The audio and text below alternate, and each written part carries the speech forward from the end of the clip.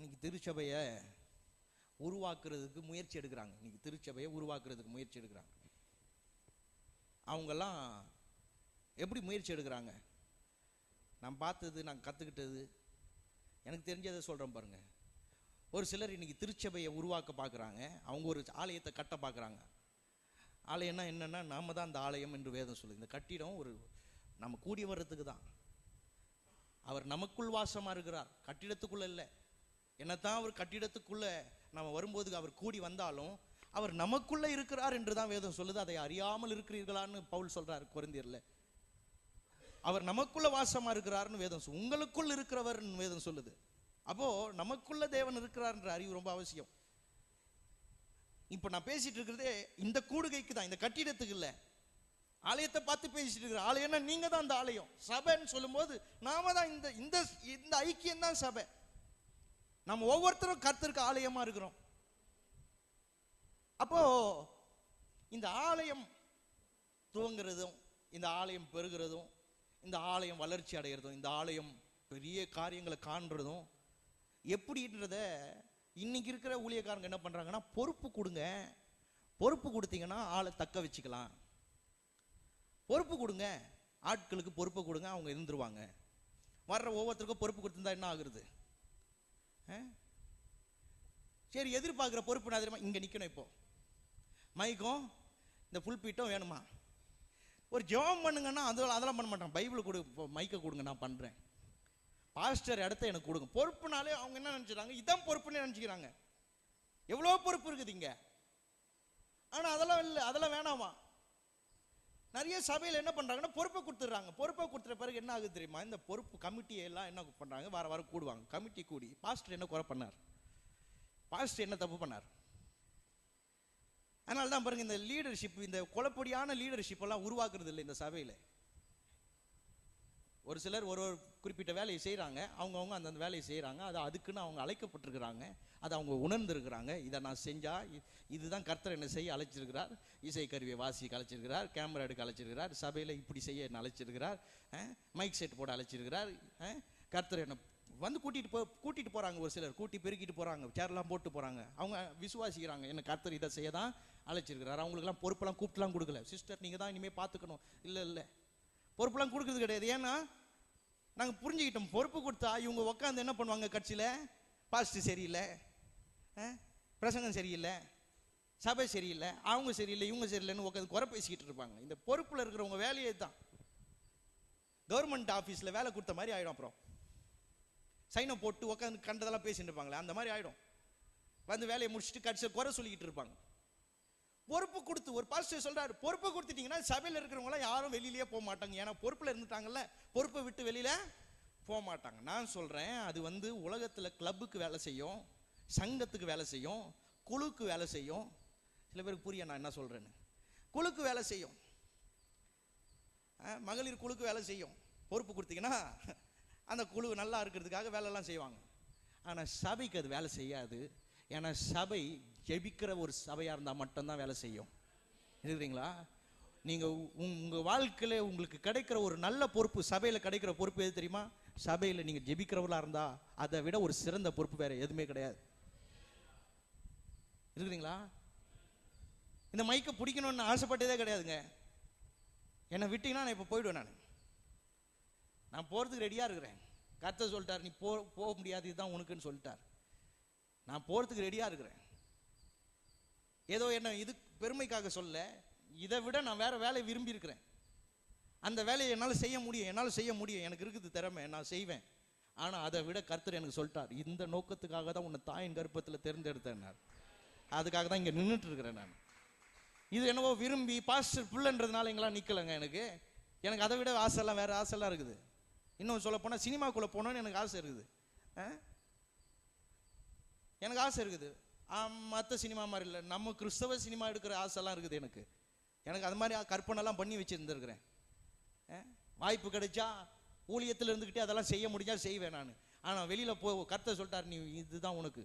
எத்தனையோ முறை போகிறதுக்கு முயற்சி எடுத்துருக்கிறேன், கர்த்தர் போகவில்லை. ஏன் தெரியுமா? பிரித்து எடுத்துருக்கிறார் இதுக்காக. இது எனக்கு அவர் கொடுத்த கிருபை, அவர் கொடுத்த தயவு, அவர் எனக்கு பாராட்டின கிருபையை தவிர இது நான் பிடிச்சிக்கிட்டு இது இந்த பொறுப்பை நான் எடுத்துக்கிட்டது கிடையாது. எனக்கு விட்டா நான் போயிடுவேன். நான் எனக்கு அந்த மாதிரி ஆசையை தவிர இது இது இது என்ன அப்பாவுக்கு அடுத்து பிள்ளை அப்படி கிடையாது. இது வேணா அது வெளியில செட் ஆகும். பிசினஸ் அப்பாவுக்கு அடுத்து பையன் நடத்துறாருன்னு சொல்லலாம். சபை அப்படி நடத்த முடியாது. கிருபை இருந்தா நடத்த முடியும். இருக்கிறீங்களா?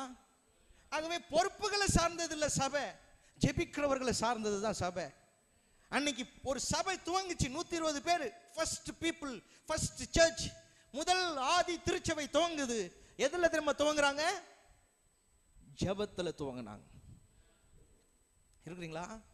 இன்னைக்கும் சொல்றேன், இந்த சபை பெருகணும்னா பொறுப்பு கொடுத்தலாம் பெருகாது, ஜெபிக்கிறவர்கள் இருந்தா பெருகும் இந்த சபை. அல்லேலூயா. ஊழியக்காரரும் சரி, விசுவாசிகளும் சரி, இந்த சபையில யாரா இருந்தாலும் சரி, நீங்கள் ஜெபிக்கிறவர்களா இருந்தா இந்த இடம் அலைக்கடல் என்ன திரண்டு வரும். இந்த இடம் கொள்ளாமல் போக மட்டும் கர்த்தர் இந்த இடத்தை நிரப்புவார். அல்லேலூயா. இந்த பல்லாவரத்தின் மக்கள் ரட்சிக்கப்பட்டு வந்து இந்த இடத்தை நிரப்புவார்கள் இயேசுவின் நாமத்தினாலே. ஆனா ஜெபிக்கிறவர்களால மட்டும்தான். இந்த கையில ஒருத்தரை பிடிச்சிட்டு வா, இந்த கையில ஒருத்தரை பிடிச்சிட்டு வா எல்லாம் முடியாது. இதெல்லாம் நடக்காது. இது இருக்கிறீங்களா? ஒரு பாஸ்டர் சொல்றார், அடுத்த வாரம் வரும்போது இந்த கையில ஒருத்தர், இந்த கையில ஒருத்தர் பிடிச்சிட்டு வான்றார். பிடிச்சிட்டு வரதுக்காக கையை கொடுத்தாரு கிடையாது. நீங்க பிடிச்சி இழுத்துட்டு வந்தீங்கன்னா விட்ட வேகத்துல போயிடுவாங்க. நீங்க கண்ணை மூடி திறக்கிறதுக்குள்ள அவங்க போயிட்டு இருப்பாங்க. ஏன்னா அவங்களுக்கு இதெல்லாம் வேலைக்கு ஆகாது. நான் சொல்றேன், கர்த்தர் அவங்க இருதயத்தை மாட்டினாதான் இங்க வர முடியும். இருதயத்தை மாத்துறது மனுஷனால முடியாது. அதனாலதான் வேதம் சொல்லுது, மனுஷனால் கூடாதது தேவனால கூடும் சொல்லி இருக்குதே. அது என்ன? நீங்க போத்தீஸுக்கு கூட்டு போக முடியும், சரவணாஸ்வரர் கூட்டு போக முடியும், சபைக்கெல்லாம் கூட்டு வர முடியாது. சபை கூட்டு வரணும்னா கர்த்தர் அங்க வேலை செஞ்சாதான் வர முடியும். கர்த்தர் இருதயத்துல கிரியை செய்யணும். உங்க புருஷன் உள்ளத்துல கர்த்தர் கிரியை செய்யணும். நீங்க என்னதான் பிரியப்படுத்தினாலும் வேலை நடக்காது. ஏன்னா அப்படி வேலை செய்யறது இல்லை சபை. சபை ஜெபிக்கிறவர்களால் கிரியை நடப்பிக்கப்படுகிறது. அல்லேலூயா. அதனால தான் ஆதி திருச்சபை ஜெபம் என்கிற அஸ்திபாரத்தை போட்டு கட்டினது. அதனால தான் அங்க அற்புதங்களை தங்கு தடையின்றி பார்க்கிறோம். சுலபமா அற்புதம் நடக்குது. அவங்க நேல்பட்டு சுகமாகறாங்க. ஏன் தெரியுமா? அங்க ஜெபம் என்பது உறுதியாய தரித்திருந்தார்கள் வேதத்துல சொல்லியிருக்கு. ஜெபத்துல உறுதியாய் தரித்திருந்தார்கள். ஒரு முறை ஜெபம் பண்றதை விட்டுட்டாங்க. அப்புறம் அங்க பிரச்சனை வருது. திரும்பவும் உட்காந்து யோசிக்கிறாங்க, ஜெபம் பண்றது தான் சரின்னு ஜெபிக்க ஆரம்பிக்கிறாங்க. ஒரு சிலர் என்ன சொல்றாங்கன்னா, சாப்பாடு போட்டிங்கன்னா எல்லாம் சரியாயிடுங்க, வார ஆட்கள் நிறைய பேர் வருவாங்க. ஒருத்தங்க சொன்னாங்க, நீங்க காலைல சொன்னது சரிங்க, எங்க வீட்டாளுங்க கூட இப்படிதாங்க நினைச்சிருந்தாங்க, கோயிலில் சோறு போடுறாங்கன்னு தானே போறேன்னு சொன்னாங்க அப்படின்னு சொன்னாங்க. நான் சொன்னேன், இந்த மாதிரி தவறான எண்ணத்தை ஊழியக்காரங்க ஊட்டிட்டாங்க. ஒரு சில சபையில வாரம் போடுறாங்க சாப்பாடு. ஒருத்தங்க சொல்றாங்க, தையல் கல்விலாம் கத்து கொடுத்தீங்கன்னா பெண்கள்லாம் வந்துருவாங்கன்றாங்க. ஏங்க அது இதுக்கு செட் ஆகாதுங்க. சபைக்கு தையல் கல்வி, சோறு போடுறது, சாப்பாடு முடியாம இருக்கிறீங்க, டிவி வாங்க முடியாம இருக்கிறீங்க. எல்லாருக்கும் எல்லாம் வாங்க முடியும், எல்லாருக்கும் எல்லா இலவசமும் கொடுத்து கொண்டு வரணும் கிடையாது. ஒருத்தர் சொல்றாங்க, துணிமணிலாம் கொடுங்க, அரிசிலாம் கொடுங்க, சபைக்கு சரளமா வருவாங்கன்றாங்க. இங்க யாருன்னா அப்படி அரிசி துணிமணி கொடுத்தா இவ்வளவு பேர் இங்க வந்திருக்கிறீங்க? முதல் ஆராதனை இவ்வளவு கூட்டம் வந்துட்டு போச்சு, இந்த ஆராதனையும் நீங்க வந்திருக்கிறீங்க. உங்க யாராவது அப்படி வாங்கியிருக்கிறீங்க? ஒருத்தர் கால் பண்ணி சொல்றாரு, உங்க சபையில எத்தனை ஏழைங்க இருக்கிறாங்க? நாங்க சொன்னோம், எங்க சபையில ஏழைங்களே கிடையாது. எங்களால முடியுங்க, ஆனா இந்த வருஷம் முழுதும் உங்களை ஏழையா தான் வச்சிருப்பார். நீங்க ஏழையா தான் இருப்பீங்க. இந்த வருஷம் முழுதும் நீங்க தரித்திரலாவே இருப்பீங்க. அப்படி பார்க்கணும்னு நினைக்கிறீங்களா? நான் சொல்றேன், இந்த ஏழை கூப்பிட்டான், கர்த்தர் அவன் இடுக்கண்களுக்கெல்லாம் நீங்கி விடுதலை ஆக்கிட்டான். அந்த வார்த்தை போல தாவீது அன்றைக்கு சொன்னது போல இன்றைக்கு நாங்க அதை உங்களுக்கு சொல்லி கொடுத்துட்டு இருக்கிறோம். தாவீது ஏழையா தான் இருந்தான், ஆனா கர்த்தர் அந்த ஏழையை ஐஸ்வர்யவானாய் மாற்றினார், அவனை ராஜாவா மாற்றினார். நான் தாழ்ச்சி அடைவதில்லைன்னு ஏழையா இருக்கும் போது சொன்னான். அவனை கர்த்தர் அவனுக்கு நன்மையும் கிருபையும் அவனுக்கு கொடுத்தார். அவனை தேசத்தின் மத்தியில உயர்த்தினார். ஏன்? அவன் சொல்றான், இந்த ஏழை கர்த்தரை நோக்கி கூப்பிட்டான். அதனால தான் ஏழையா இருக்கிற வழியை சொல்லி தரல. எங்களால முடியும், சோறை போட்டு துணிமணி கொடுத்து எல்லாம் பண்ண முடியும். ஆனா அது பெருசு இல்லை. அதை விட ஒரு பெரிய வேலை என்னன்னா, நீங்க மற்றவங்களுக்கு கொடுக்கக்கூடிய ஆளா மாறக்கூடிய ஒரு வேலையை சொல்லி கொடுத்துட்டு இருக்கிறீங்களா? இந்த சபையில் அது மாதிரி நிறைய பேர் மாற்றப்பட்டிருக்கிறாங்க. அவங்க கையில இல்லாம இருந்தவங்க இன்னைக்கு அவங்க கையில இருந்து வாங்கி சாப்பிடக்கூடிய அளவுக்கு ஆளை மாத்திட்டாரு. அந்த மாதிரி ஆளுங்களாம் இங்க நிறைய பேர் இருக்கிறாங்க. அதுல நாங்க ஒரு ஆளு. அப்படிலாம் யோசிச்சிருக்கிறோம், அடுத்த வேலை என்ன பண்ணுவோன்னு. அடுத்த வேலை இல்லை, அடுத்த வேலைக்கு யாராவது வேற யாராவது இல்லாம இருந்தா அவங்களுக்கு கொடுக்கக்கூடிய அளவுக்கு மாத்தி இருக்கிறார். ஒவ்வொரு வருஷமும் அது பெருகிக்கிட்டு தான் இருக்கே தவிர ஒவ்வொரு வருஷமும் குறையவே இல்லை. அப்போஸ்தலர் நிருபம் 3ஆம் அதிகாரத்தை வாசித்து பார்த்தீங்கன்னு வச்சுங்க, பிச்சை எடுக்கிறதுக்காகவே கோயில் வாசல்ல கொண்டு வந்து உட்கார வச்சிருக்காங்க ஒருத்தனை. எப்போ போய் வசனத்தை கேளு, ஜெபம் பண்ணிட்டு வா அப்படின்னு கூப்பிட்டு போகாம அது பிச்சை எடுக்கிறதுக்கே வாசல்ல உட்கார வச்சிருக்கிறாங்க. பரிசுத்த ஆவியானவரால் நிரப்பப்பட்ட பிறகு நடந்த முதல் அற்புதம் என்ன தெரியுமா? பிச்சைக்காரன் பிச்சை எடுக்கிற நிலைமையில இருந்து மாற்றப்பட்டான். கர்த்தருடைய விருப்பம் அப்படி கிடையாது. சோறை போட்டு ஏழைகளாகவே வச்சிருக்கிறது கர்த்தருடைய விருப்பம் இல்லை. நிறைய பேர் அதெல்லாம் முயற்சி செய்யறாங்க. இதெல்லாம் முயற்சி இல்லை. நான் சொல்லுகிறேன், இன்றைக்கு நீங்க ஏழையா வந்திருக்கலாம், ஆனா ஒரு ரகசியத்தை சொல்லித்தரேன். நீங்கள் இன்றைக்கு கர்த்தரை நோக்கி விண்ணப்பம் பண்ணுங்க.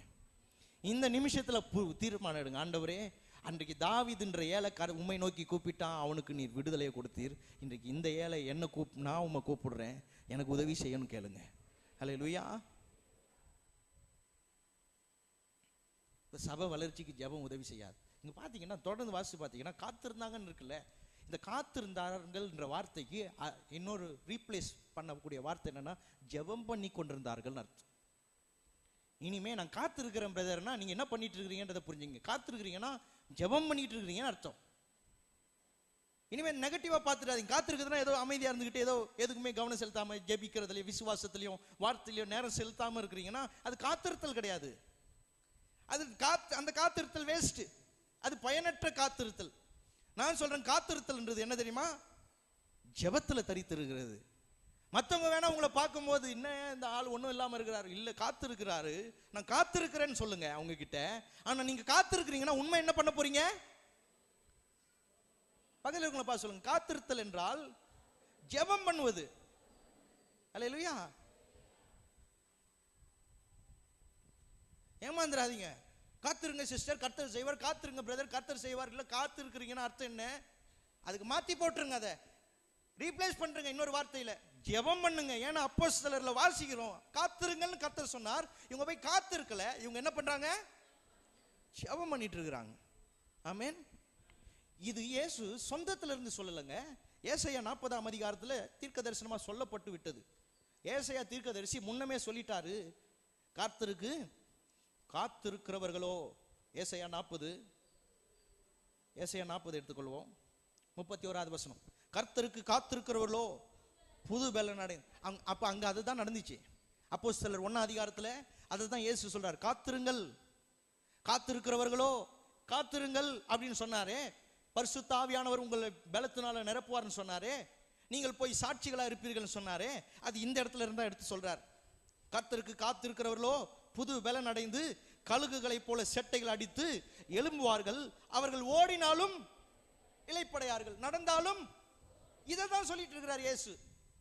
ஏன்னா அவங்க நடக்கணும். இன்னைக்கு போல கிடையாது. நீங்க பஸ் ஃபிளைட்ல போயெல்லாம் ஊழியம் செஞ்சுட்டு வராங்க. என் ஃப்ரெண்டு போன வாரம் சவுத் ஆப்பிரிக்கா போயிட்டு வந்திருக்கிறார். ஃப்ரெண்டு ஃபிளைட்ல போயிட்டு ஊழியம் செஞ்சுட்டு ஃபிளைட்ல திரும்பி வந்திருக்கிறார். அன்னைக்கு அப்படி கிடையாது. இப்படிலாம் அன்றைக்கு இருக்கிற வாய்ப்புகள் இன்றைக்கு இருக்கிற வாய்ப்புகள் போல அன்றைக்கு இல்லை. அவங்க நடக்கணும், அவங்க ஓடணும், அவங்க அநேக விஷயங்கள்ல இப்படிதான் இந்த வார்த்தை எழுத்தின்படியே அவங்க அன்னைக்கு செய்ய வேண்டியதா இருந்துச்சு. ஏசாயா தீர்க்கதரிசி முன்னமே சொல்லிட்டார், யாரெல்லாம் கர்த்தருக்கு காத்திருக்கிறார்களோ அவர்கள் நடந்தாலும் சரி, எதை அடையணும்னு நடந்து போறார்களோ, எதை அடையணும்னு ஓடுகிறார்களோ அவர்கள் சோர்ந்து போக மாட்டார்கள்.